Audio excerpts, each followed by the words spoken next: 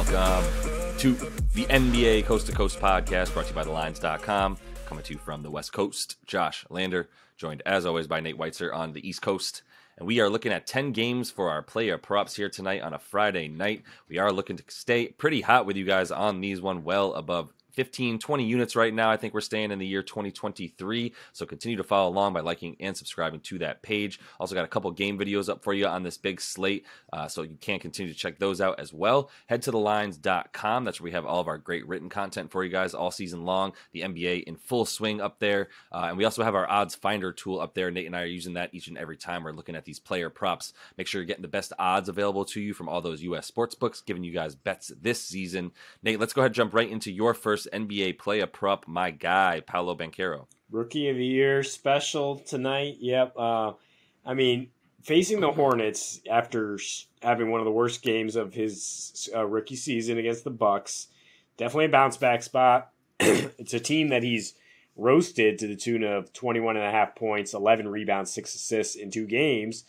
And Charlotte had Mason Plumlee, Jalen McDaniels, and PJ Washington in those games. And none of those guys are there anymore. Now they just have Mark Williams and not a lot of people playing defense or, anyone really trying to win games at this point that LaMelo Ball shut down for the year. It's time to play for ping pong balls. They had that nice little 5-game win streak. But in any case, this is not a defense that's built to stop bigs.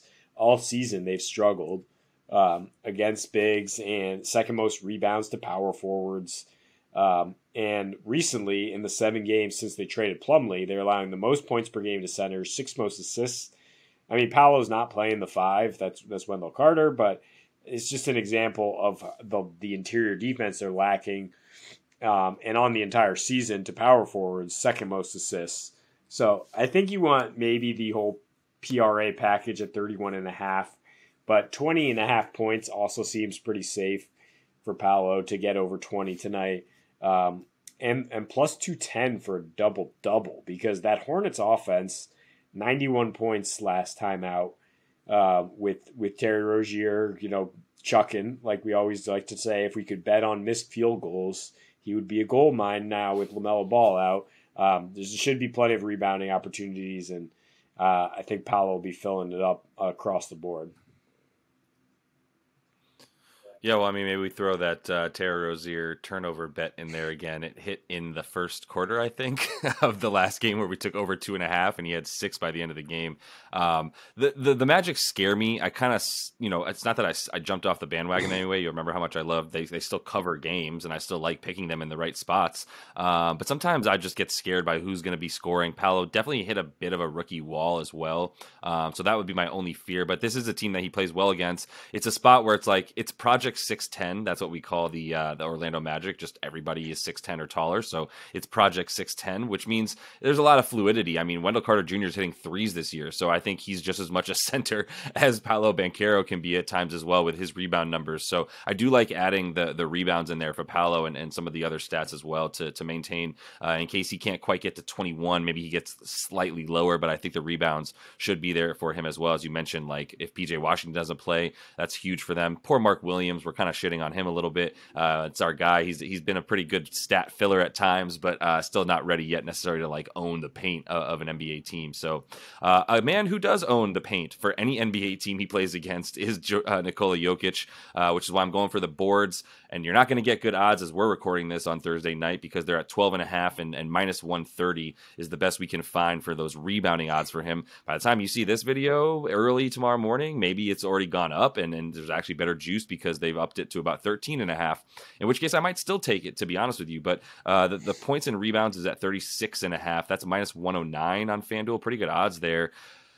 23.5 points feels low, and I'm going with the rebounds because I just prefer it. But even the 23.5 for Joker's like, I don't know, man, that's silly. Like who's really going to stop him one-on-one, right? Like Jaren Jackson Jr. is neutralized in what he can do against Jokić if Jokić has already got his back to the basket standing 2 feet from it. You're not going to block a baby hook, right? It's not how that works. So I would feel pretty good about Joker scoring in this one as well. Memphis, odd that they've been allowing the most points and rebounds to centers over their last 15 games. Well, not the most points, but in the top 5 most points and the most rebounds. Why? Because Steven Adams has been out and hasn't been able to play the 25 to 30 minutes he was getting before he went down. We talked about that in the game video and why, we feel confident about Joker able to really just control the paint down there. For both of these props, he's hit 5 of the last 7 in terms of the points and rebounds, especially. And the only exception was when there was a blowout versus Houston where he was out after a triple double in 28 minutes, which is an absurd thing to say. And then another game against Dallas, who I guess is really good at rebounding now because they had another good night against the Sixers earlier before we recorded this. He's hit the prop. He's hit the prop in 3 of his last 4 versus Memphis here as well. And then on 3 days rest, which I think is hyper relevant to the Joker. As we know how much usage he gets in his last 10 games on 3 days rest, 27 points per game basically, and about 13 boards. So it gets you to everywhere you need to be on all his props that we're talking about in this one. And I think it's a good situation with Steven Adams out tonight. Threw in the Kiwi accent at the end. I like the points, I think, a little bit more than the rebounds, or I like the juice that you mentioned. When you combine the two, I do think he's going to score like 25 tonight as long as this game is relatively close, especially if Aaron Gordon or MPJ misses. But as long as Memphis hangs around, that's the one thing that concerns me is that we talked about them folding, being a front-running team and not necessarily competing for 4 quarters. So maybe that's the only reason he doesn't get it. But anytime somebody challenges Denver at home, Joker just puts up these massive lines, and he should be filling it all up. But I'm sticking with rookies here, and final month of the season, the one guy who I think can overtake Paolo, who was minus 1,000 for rookie of the year, is now Jalen Williams. If the Thunder are just going to shut down SGA, which is their modus operandi, that's definitely something they might do. Jalen's going to see huge usage the rest of the way. And he might not be shooting a ton. He's actually only got a 24% usage rate his last 5 without SGA, but he's scoring 22.5. And the assists have gone way up. 6 assists per game in 32 minutes.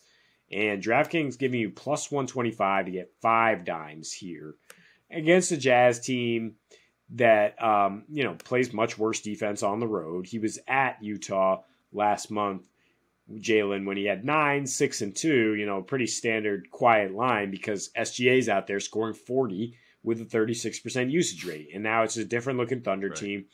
We've seen him go 25 points basically in his last 2 games here against the Lakers and Kings. And the Jazz scoring and allowing 119 their last 4 roadies, also allowing and handing out 25 assists. So it's just like a more free-flowing game in OKC here. I think Jalen will be handling the ball a lot and will get those 5 assists for you. If you want to tack on points, 17.5. I also think he probably gets there too, or 21.5 if you want to combine the two. What are my guys' steals at? That's what I want to know because Jalen Williams is a freaking defensive maniac. I love him so much. I love this rookie class. I can't believe how many guys in this class are like worth talking about. But Jalen Williams, huge for them. And honestly, it's not converting to wins for them right now. I do think Shai comes back, to be honest with you. But because I don't think this is a full on tank. But you can get over 1.5 steals for Jalen Williams at plus 115. I love that, man. He's had a game with 6 steals, averaging more than 2 a game. I am about to ride. I did not think I would ever say this. I'm about to ride Jalen Williams all the way to the championship in my fantasy league because of how many steals he gets. The dude's been really good this year. I'm coming for you, Mo. By the way, that's a direct threat. So I would love any of his stats moving forward for the rest of the season. J Will, as he's known out there, since there's 2 Jalen Williams, by the way, so he is known as J Will when you're talking about him. But another guy here to finish things off for us, to finish off stars. I think we got a bunch of stars here in the making. A couple rooks and a couple studs. Trae Young, it's his time of year, man. He got his coach fired. He's ready for the turnaround. The Hawks are winning games and scoring points, whatever they figured out. Quinn Snyder's coming in right away, by the way, which is awesome. Like, he's already been in there and coaching away. 26.5 points for tonight for Trae. I thought that was young.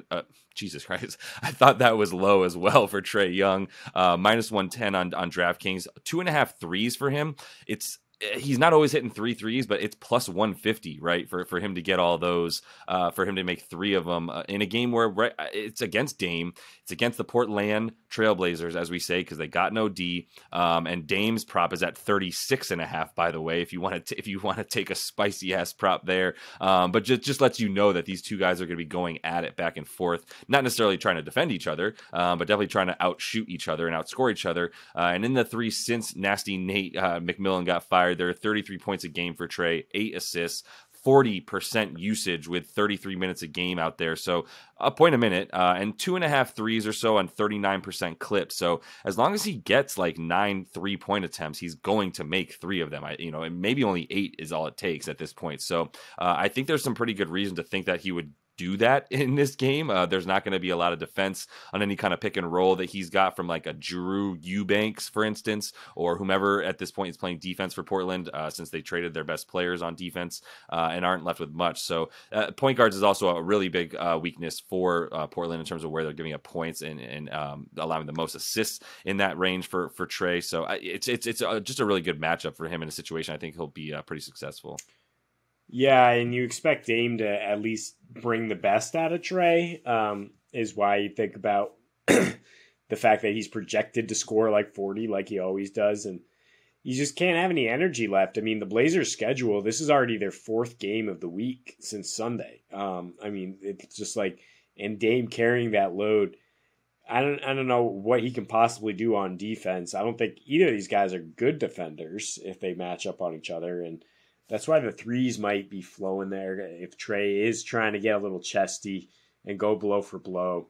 The fact that you have DeJounte out there means Portland has to maybe use Tybal, their one good perimeter defender now, on him. You can't just necessarily try to trap Trae, but in any case, yeah, he's scoring on anybody. You mean put up huge numbers against Cleveland. So, since he got coach fired, he's been lighting it up.